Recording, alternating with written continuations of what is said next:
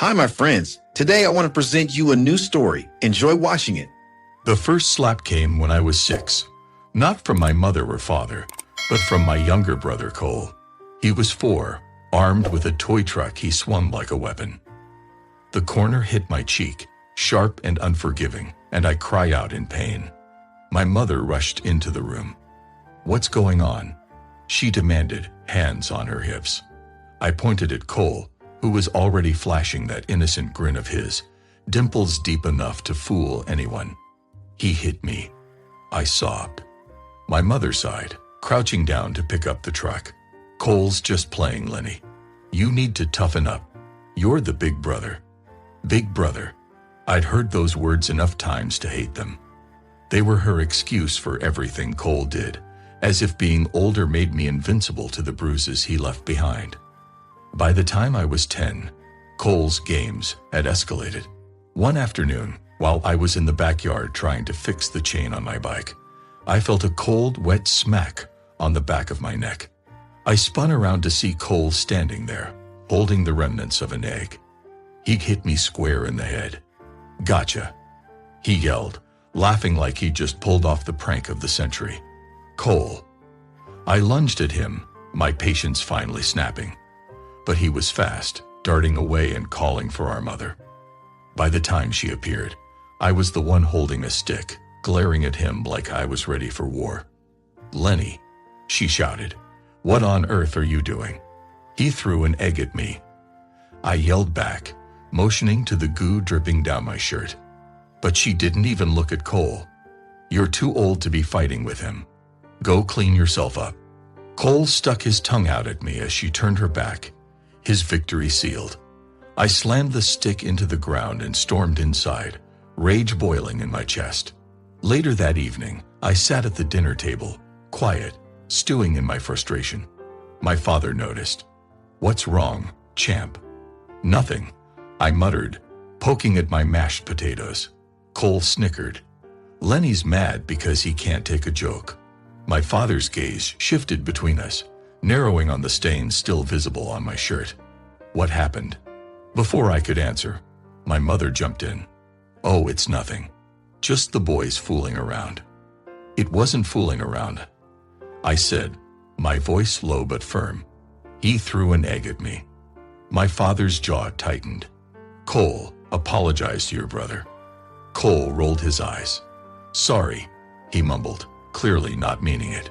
"Say it like you mean it," my father snapped, his tone sharp enough to silence the room. Cole's lip quivered, and for a moment, I thought he might cry.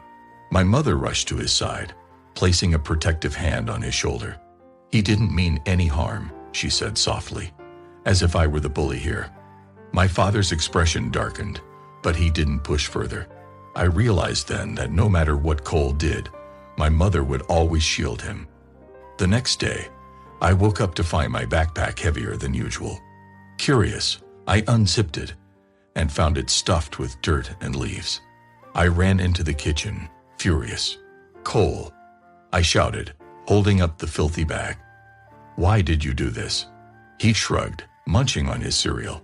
"Just wanted to see your face when you found it." "That's enough," my father barked, entering the room. He yanked the backpack from my hands and glared at Cole. "You're grounded. No TV for a week." Cole's eyes widened in shock. "But." "No buts," my father said firmly. For the first time, someone had stood up for me. But the victory felt hollow. As I walked to school that morning, still picking dirt out of my textbooks, I couldn't shake the feeling that things would never change. Cole would always win, no matter how many rules he broke. It wasn't until years later, when I left for university, that I realized the full extent of what I'd endured. And by then, it was too late to unlearn the scars my family had etched into me. Nichols' smile had always been my sanctuary, a beacon that made everything else disappear. I first saw it during my sophomore year in college, when she walked into the lecture hall late, clutching a cup of coffee, her hair in a messy bun. Her gaze landed on me, and that smile, bright, genuine, and completely disarming, lit up the room. "Is this seat taken?" she asked. pointing to the one beside me. I shook my head, unable to form words. She slipped into the seat, her floral perfume lingering in the air. From that moment, I was captivated. We spent hours together studying, talking, and eventually falling into something that felt like destiny. But as much as I adored her, something about Nicole always felt slightly out of reach, like a melody you couldn't quite grasp. Years later, married and parents to a beautiful son, I convinced myself I had all the pieces of her. But the cracks in the perfect image started to show one rainy Thursday night. I came home early from work, drenched and frustrated from the sudden storm, only to find the living room dark. The house was silent except for the faint sound of laughter coming from the kitchen. "Nicole," I called, dropping my keys onto the counter. Her laughter abruptly stopped. A moment later, she emerged from the kitchen, her face flushed. "Hey, you're home early," she said, her smile a little too bright. I stepped closer, noticing the faint scent of cologne that wasn't mine. "Who were you talking to?" She hesitated, then waved it off. "Oh, just a call with an old friend." "An old friend," I repeated, narrowing my eyes. "Yes, Lenny," she said with a laugh that felt forced. "Don't start getting suspicious." I didn't press further, but the unease settled deep in my chest, gnawing at me through the night. The next morning, I tried to shake it off. Nicole kissed me goodbye before leaving for work, her smile as radiant as ever. "Don't forget to pick up Liam from daycare," she reminded me. "I won't," I replied, watching her leave. But something felt off. That smile. It lingered in my mind all day, taunting me. By the time I arrived at daycare to pick up Liam, my thoughts were in turmoil. "Daddy," Liam shouted, running into my arms. His giggles brought me back to the present, and I kissed his cheek, vowing to let my suspicions go. That resolve didn't last. Later that evening, while Nicole was in the shower, her phone buzzed on the nightstand. It was unlocked, the screen lighting up with a message. "Last night was amazing. When can I see you again?" My stomach dropped. The sender's name was saved as a single initial, C. The sound of running water faded as my pulse thundered in my ears. I stared at the message, the pieces of a puzzle I never wanted to solve clicking into place. Nicole's voice called from the bathroom. "Lenny, can you grab me a towel?" My hands trembled as I set her phone back on the nightstand. I grabbed a towel and handed it to her through the cracked door. "Here." "Thanks, love," she said, her smile visible even through the frosted glass. I forced a smile of my own, but inside, something broke. Nicole's smile, once my sanctuary, now felt like a weapon. And I knew I needed answers. It was a Saturday afternoon when the storm finally broke. Nicole was out running errands, or so she'd said, leaving Liam and me to our usual father-son routine. I was building a block tower on the living room floor while Liam giggled, knocking it down as fast as I could stack it. "Again, Daddy," he squealed, clapping his tiny hands. I laughed, trying to match his enthusiasm, but my mind wasn't in it. Nicole's cryptic message from C had consumed my thoughts for days. Her smile had been unchanged since I saw it, but now it only unsettled me. The front door creaked open. Nicole's voice echoed from the entryway. "I'm home." Liam bolted to greet her. I followed more slowly, wiping my hands on my jeans as I caught sight of her stepping inside. She looked radiant, a lightness in her demeanor that felt all too familiar. "How was your day?" I asked, trying to sound casual. "Good," she replied, crouching to hug Liam. Her arms tightened around him a little too long, like she was avoiding my gaze. "Where did you go?" Nicole straightened, brushing a strand of hair behind her ear. "Just the usual. Groceries. A quick stop at the cafe." Something in her tone was off. My chest tightened. "The cafe?" I pressed. "Yeah," she said lightly, heading toward the kitchen. "Do you want some coffee? I picked up those beans you like."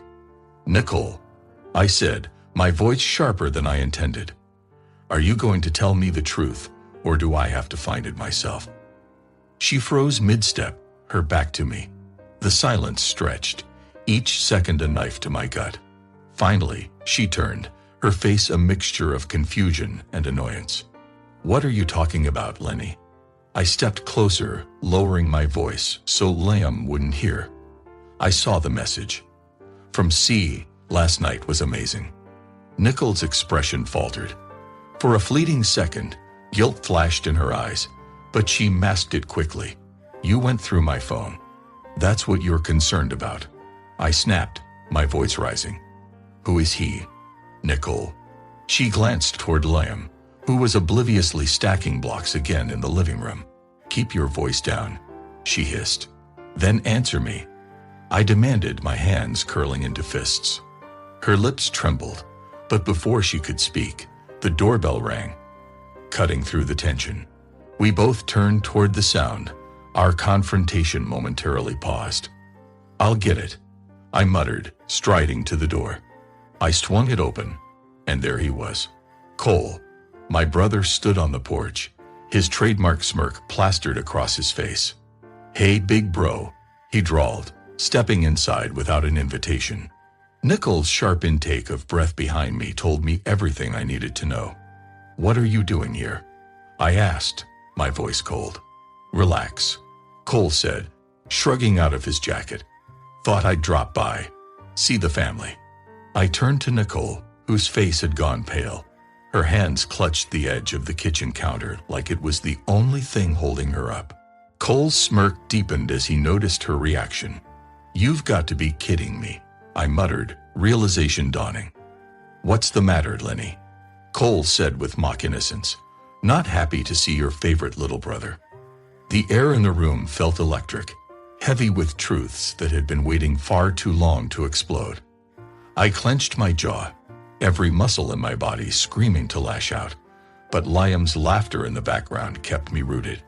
"Get out," I said, my voice low and dangerous. Cole's smirk faltered for the first time. "What's your problem?" I said, "Get out," I roared, pointing to the door. Nicole flinched, her voice shaking as she finally spoke. "Lenny, please. Don't." I interrupted, my eyes never leaving Cole. "You have no right to say anything right now."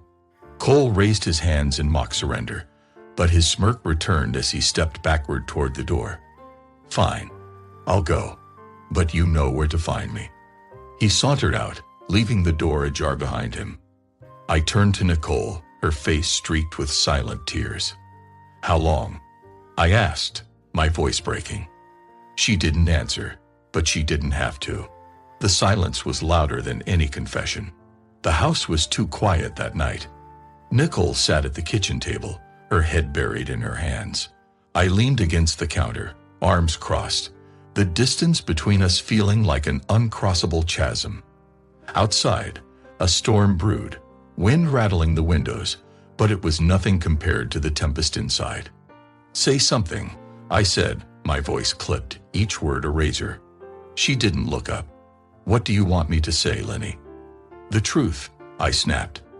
"How long has this been going on? Was it before we were married? Or did it just get worse when you realized I wasn't exciting enough for you?"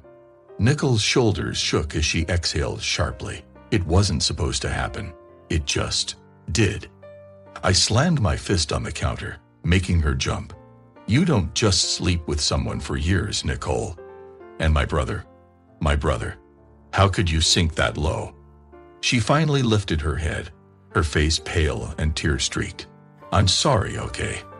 I know that doesn't fix anything, but I didn't know how to stop."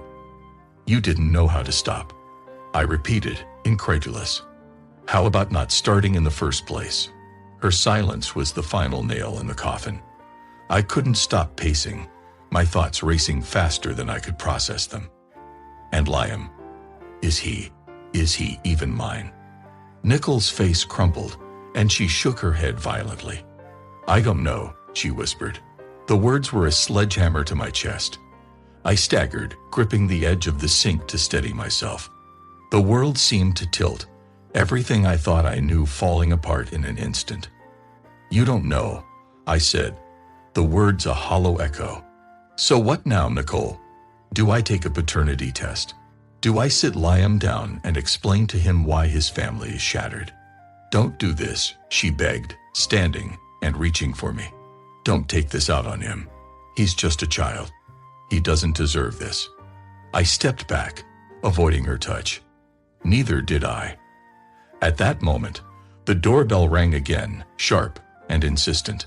My stomach twisted as I turned toward the sound. Nicole froze, her eyes wide with panic. Who is it? I demanded. I don't know, she stammered, but her expression told me otherwise. I marched to the door, yanking it open. Cole stood there, soaked from the rain, his cocky grin dimmed but not extinguished. Really? I growled. You have the nerve to show up here. I'm not here for you, he said, brushing past me into the house. I'm here for Nicole. My vision went red. I grabbed his arm, yanking him back toward the door. You're not stepping another foot into my house. Let him talk. Nicole shouted, her voice cutting through the tension. I turned to her, stunned. You're defending him now, after everything. This isn't about sides, she said, her voice trembling. We need to sort this out. Cole pulled free of my grip, straightening his jacket. Relax, big brother. I'm not here to fight. I just think Nicole deserves someone who actually understands her. That was it. Without thinking, I swung at him, my fist connecting with his jaw. He stumbled back, cursing as he held his face. Get out, I said, my voice shaking with fury. If you come near my family again, so help me. I already am near your family, he shot back, his smirk returning. Nicole stepped between us, her hands raised. Stop it, both of you. But it was too late. The damage was done. I turned, grabbing my jacket from the chair. Where are you going? Nicole asked, desperation in her voice. Anywhere but here, I said without looking back, slamming the door behind me. The rain pelted me as I walked into the storm, but it was nothing compared to the chaos raging inside. The cold air bit at my face as I stepped out of the courthouse, clutching the finalized divorce papers in my hand. It was over. The life I had built, the love I had fought for, had crumbled into ashes. But as the brisk wind swept around me, I realized I wasn't weighed down anymore. For the first time in years, I could breathe. Lenny, a voice called. I turned to see my friend Mark waving from his truck. He had been my anchor through the chaos, offering me a place to stay when I left the house. His easy smile was a reminder that not everyone betrayed me. How'd it go? He asked as I climbed into the passenger seat. Done, I said, holding up the papers, finally free. Mark gave a low whistle. About time. You deserve better, man. As we drove back to his place, my phone buzzed in my pocket. Ignoring it had become a reflex, but something compelled me to glance at the screen. Nicole's name flashed, and underneath, a single line. We need to talk. It's about Liam. What now? Mark asked, noticing my frown. Nicole, I muttered, probably another guilt trip. But the message gnawed at me. If it was about Liam, I couldn't ignore it. No matter how much he had hurt me, he was still my son, or at least I thought he was. When I arrived at the diner where Nicole suggested we meet, she was already seated in a corner booth, her face pale and drawn. She clutched a folder in her hands, her knuckles white. Thanks for coming, she said softly as I slid into the seat across from her. Make it quick, I replied, keeping my tone cold. She pushed the folder across the table. It's the paternity test results. I thought you should see them. My breath hitched. I stared at the folder, my hand suddenly feeling too heavy to lift. Just tell me, I said. Nicole swallowed hard, tears welling in her eyes. He's yours, Lenny. I was wrong to doubt it, but I thought you needed to know for sure. Relief and anger surged through me in equal measure. So you dragged me through all this, made me question everything. And now you want to fix it with a piece of paper. Nicole flinched, but I didn't wait for her response. I stood abruptly, shoving the folder back toward her. Liam's my son, but you're not part of my life anymore. You made sure of that. As I turned to leave, she called after me. Wait, there's something else. I froze, my heart pounding. Her tone wasn't desperate. It was fearful. Slowly, I turned back. What now? She hesitated, then whispered, Cole's been threatening me. He says if I don't give him money, he'll hurt Liam. A cold dread settled in my stomach. What? Nicole nodded, her voice trembling. He's desperate, Lenny. I don't know what he's capable of anymore. That night, I sat in Mark's living room, staring at my phone. My finger hovered over the call button for the police, but part of me wanted to handle this my way. Cole had taken everything from me. My trust, my marriage, my dignity. Now he was targeting my son. Mark broke the silence. You sure you want to go alone? I shook my head. This ends tonight, but I need to protect Liam first. The confrontation was inevitable. I found Cole in a seedy motel on the edge of town, his face gaunt, his movements jittery. You've sunk low, I said, stepping into the room. Cole sneered, but his bravado faltered. What do you want? To make something clear, I said, my voice steady. You come near Liam or Nicole again, and I'll make sure you regret it, permanently. Cole laughed, but it was hollow. You don't scare me. I leaned closer, my voice dropping to a lethal whisper.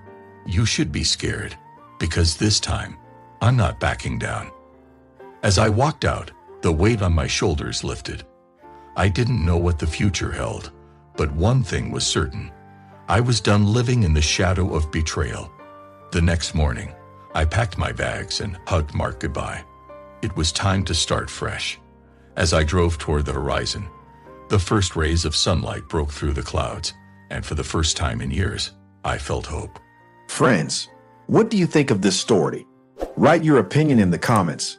Would you like more stories? Don't forget to subscribe and hit the bell button so you don't miss any videos. See you tomorrow.